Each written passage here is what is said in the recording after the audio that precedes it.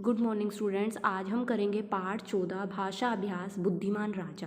तो पाठ में बुद्धिमान राजा में र के 3 रूपों के दो उदाहरण लिखिए। तो र जो है पाठ 13 में भी मैंने आपको बताया कि ये वाले र को कैसे लिखते हैं, ये वाले र के उदाहरण बताए, ये वाले र के उदाहरण बताए। तो अपनी मर्जी से आपने 3 उदाहरण, कोई भी दो उदाहरण लिखने हैं। देखो, राजा, राज्य, कर्म, कार्य, प्रजा, प्रदेश। ठीक है। उसके बाद है नीचे दिए गए शब्दों को मानक रूप में लिखिए।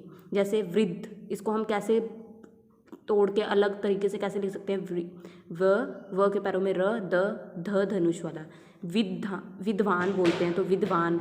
मिट्टी, बुद्धिमान, छुट्टी, लड्डू। ठीक है। उसके बाद है पाठ प्रश्न नंबर 4। प्रश्न नंबर 4 में आपके पाठ 3 में प्रश्न 3 में दिए गए शब्दों में 2 शब्दों का वाक्य रूप में लिखिए। जैसे ये देखो, आपको अस्त्र दे रखा है, फेंक कर चलाया जाने वाला हथियार। अस्त्र का मतलब क्या है? फेंक कर, जैसे बम, गोली, बाण। ठीक है। शस्त्र क्या होता है? हाथ में पकड़कर।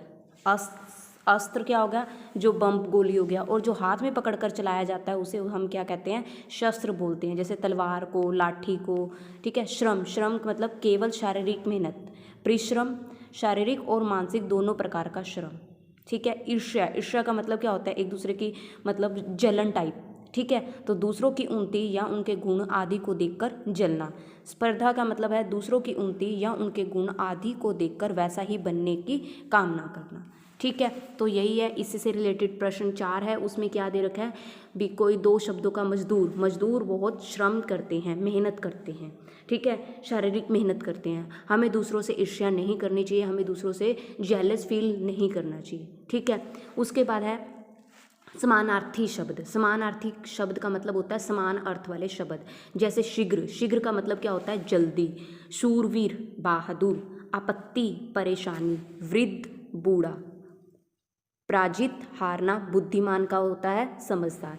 ठीक है। उसके बाद है निम्नलिखित में विलोम शब्द छांट कर लिखिए। तो ये देखो, विलोम शब्द आपको यहाँ पर दे रखे हैं, तो आपको इसको छांट कर लिखना है। तो देखो, फर्स्ट लायक, ना लायक। सुना, अनसुना। आदर, अनादर। गुण, अवगुण। राजा, रंक। आकाश, पाताल। ठीक है। उसके बाद है नीचे दिए गए वाक्यों के अर्थ दिए गए हैं, इनसे जुड़े मुहावरे लिखिए।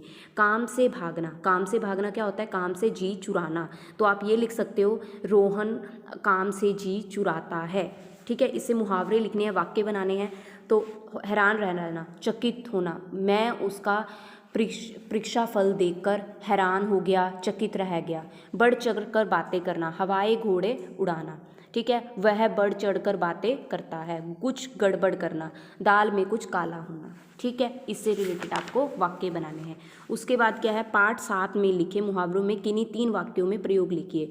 जैसे मोहन सोहन की बात सुनकर चकित हो गया, मतलब हैरान रह गया। पूजा हमेशा काम से जी चुराती है।